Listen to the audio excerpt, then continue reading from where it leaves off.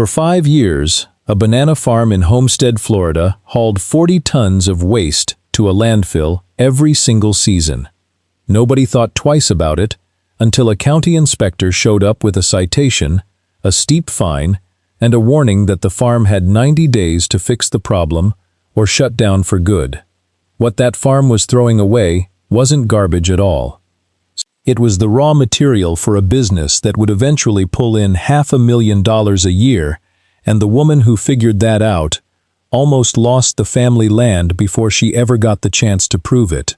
This is the true-to-life story of Thessaly Marrow, and how she turned a pile of rotting banana stems into one of the most talked-about sustainable craft brands in the American South.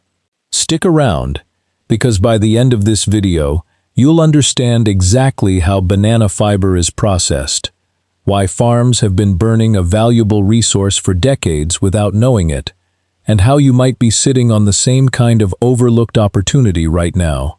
And if stories like this are the kind of thing you want more of, hit subscribe before we get into it, because this channel is where we dig into the real, unfiltered stories behind American farms, the failures, the near misses, and the wins nobody saw coming. Thessaly Marrow grew up on 60 acres of banana trees outside Homestead, Florida, in the flat, hot farmland south of Miami, where hurricanes come through like clockwork, and humidity sits on your skin like a second layer of clothing. Her grandfather, a stubborn Bahamian immigrant named Ezekiel Marrow, had planted the first rows of Cavendish bananas back in 1968, when the land was cheap and nobody believed bananas could survive Florida's limestone soil. He proved them wrong. By the time Thessaly was born, the Marrow family banana farm was supplying grocery chains across 3 states. But banana farming has a dirty secret that most people never think about. A banana plant only fruits once. After the bunch is harvested, the entire pseudostem, the thick, fibrous trunk of the plant, sometimes 8 feet tall and heavier than a grown man, has to be cut down to make room for the next generation of shoots. On a farm the size of the Marrow property, that meant thousands of stems every single harvest cycle, each one weighing anywhere from 40 to 90 pounds. For most of the farm's history, stems were simply chopped and left to rot in a back field, a common, low-cost practice on banana farms worldwide. But under new Miami-Dade agricultural runoff regulations passed in the early 2020s, decomposing plant waste sitting too close to a canal was reclassified as a contamination risk. That forced the farm to start trucking the stems to the county landfill, instead an expensive stopgap that had been going on for 5 years by the time the real trouble started. That regulation, and the dumping it forced, is what nearly ended everything. By the time Thessaly took over day-to-day operations from her aging father, Barnabas Marrow, the farm was already struggling. Wholesale banana prices had been squeezed for years by large importers out of Central America who could sell fruit cheaper than a small Florida operation ever could. The Marrow farm was surviving on thin margins, propped up by a local farmers market following and a few restaurant contracts in Miami. Then came the citation. A county environmental inspector, following a complaint from a neighboring property owner, found that runoff from the farm's stem dumping field was leaching into a drainage canal that fed into protected wetlands. The fine was steep, $12,000, with the threat of a much larger penalty and possible loss of their agricultural permit if the problem wasn't resolved within 90 days. Barnabas wanted to sell. He was 68 years old, tired, and convinced the farm's time had passed. "We're not equipped to fight this," he told Thessaly at the kitchen table one night, the citation letter sitting between them like a live wire. "Banana farming in Florida is a dying trade. Let it go." Thessaly refused. But she also had no idea how she was going to solve a problem that had gone unaddressed for 5 years and was now threatening to take the whole farm down with it. The answer came from an unlikely place, a video call with a distant cousin Odalise Fenwick, who had spent 3 years working with a textile cooperative in the Philippines. Odalise mentioned, almost in passing, that banana pseudostems weren't waste at all in many parts of Southeast Asia and East Africa. They were a raw material for something called abaca-style fiber, used to make rope, paper, and increasingly, high-end woven textiles. Here's the part that's genuinely educational, so pay attention if you've ever wondered how something like this actually works.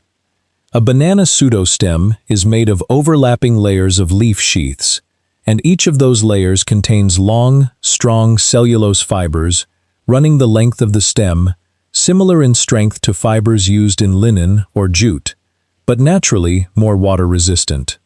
The process of turning a stem into usable fiber is called extraction, and it typically happens one of two ways: hand stripping, where workers use a serrated tool to scrape the pulp away from the fiber strand by strand, or mechanical decortication, where a machine crushes and combs the stem to separate fiber from pulp in bulk. After extraction, the fiber is washed, sun-dried, and then either spun into yarn-like cordage or left in flat ribbons for weaving. Thessaly realized, sitting in her father's office with the citation letter and 5 years' worth of landfill receipts stacked in a drawer, that the farm hadn't been sitting on a liability. It had been sitting on a resource nobody in American commercial farming was seriously using yet.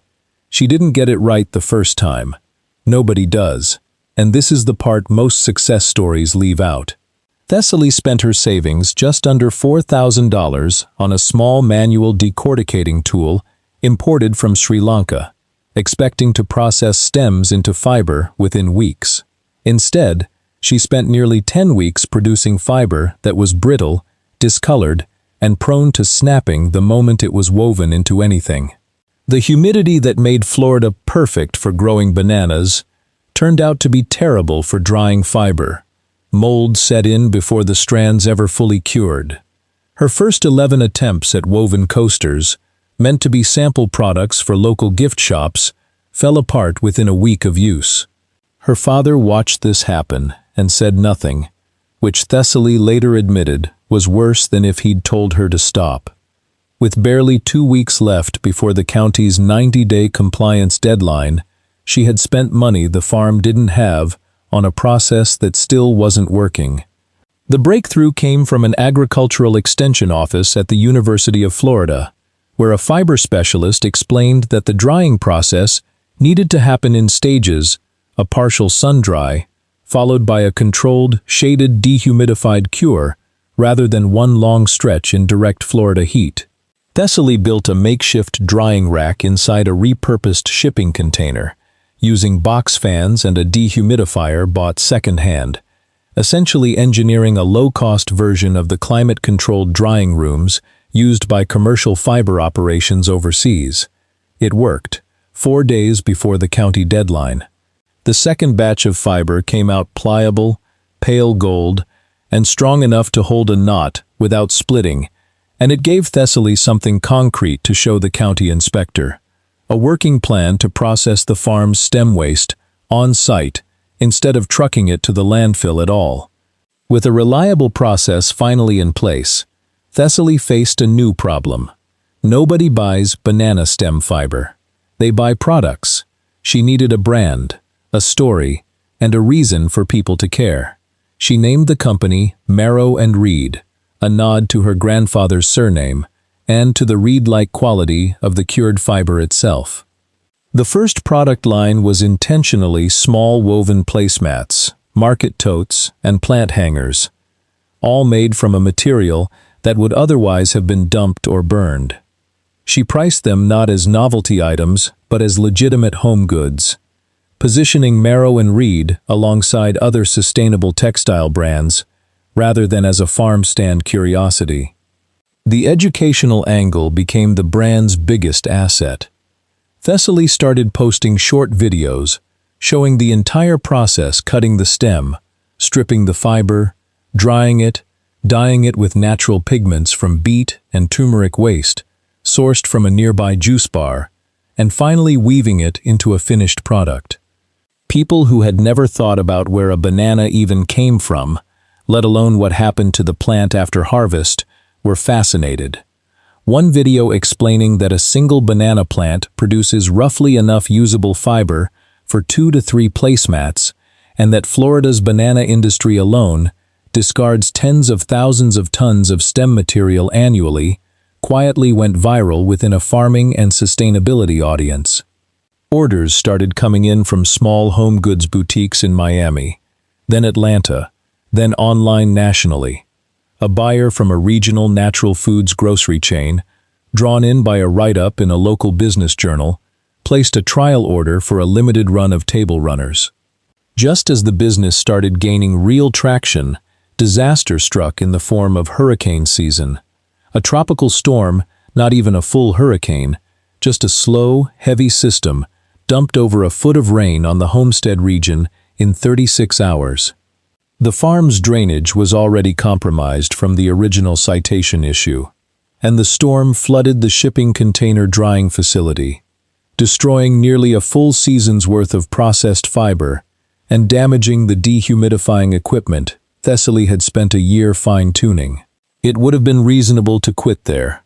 Barnabas, watching his daughter stand ankle-deep in mud, surveying the wreckage, told her plainly that he thought this was the sign to finally sell the land to a developer who'd been circling the property for 2 years. Instead, Thessaly did something that changed the entire trajectory of the business.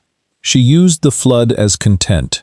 She filmed the wreckage, filmed herself and 2 farmhands salvaging what fiber they could, and posted it honestly, no polish, no pretending everything was fine. The response surprised her. Customers who had bought a single tote bag started buying 2 or 3, some explicitly saying in the comments that they wanted to support the farm through a hard season. A crowdfunding campaign, launched almost as an afterthought to cover the cost of rebuilding the drying facility, raised $18,000 in 11 days, nearly double her original goal. That moment taught her something she'd carry through the rest of the business. People weren't just buying a product.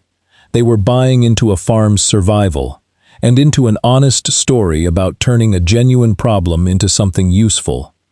With the rebuilt facility this time elevated on a concrete platform and properly weatherproofed, Marrow and Reed scaled from a kitchen table operation into an actual company. Thessaly hired 4 part-time fiber processors from the local community, most of them relatives of longtime farm workers who already understood the rhythms of the harvest.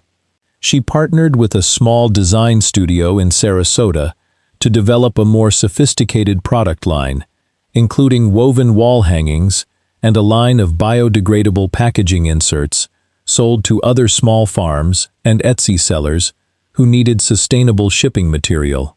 The educational content kept growing too. Thessaly began hosting small group farm tours, charging a modest fee for visitors to see the full fiber process firsthand, from stem to finished textile. School groups came through on field trips. A regional agricultural college eventually asked to feature the farm in a case study on circular agriculture, the practice of turning what would normally be farm waste back into revenue rather than treating it as a disposal cost.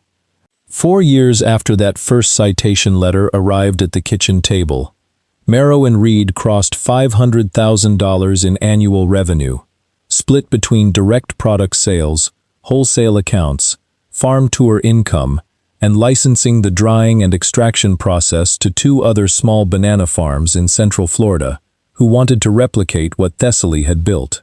The banana fruit itself, once the entire reason the farm existed, now accounted for less than half of total farm revenue. The stems, the thing that had been rotted, dumped, and fined over for 5 straight years, had become the more profitable half of the business. Here's what makes this story worth more than just a feel-good farm tale. What happened on the Marrow farm reflects a much bigger pattern across American agriculture. An enormous amount of what gets classified as waste is actually raw material that simply doesn't have an established market yet. Corn stover, walnut shells, grape pomace from wineries, even the leftover pulp from citrus processing, all of it has been used somewhere in the world as the basis for a real product, whether that's fiber, packaging, animal feed, or building material. The technical piece matters too. Fiber extraction from plant stems isn't exotic technology, it's centuries old in parts of Asia and Africa, but it had essentially no foothold in mainstream American commercial farming until small operators like Thessaly Marrow started importing the knowledge and adapting it to local conditions. The willingness to fail 11 times on a batch of coasters, to rebuild a facility after a flood, and to treat a compliance citation as the start of a business plan rather than the end of a farm is really the through line of the entire story.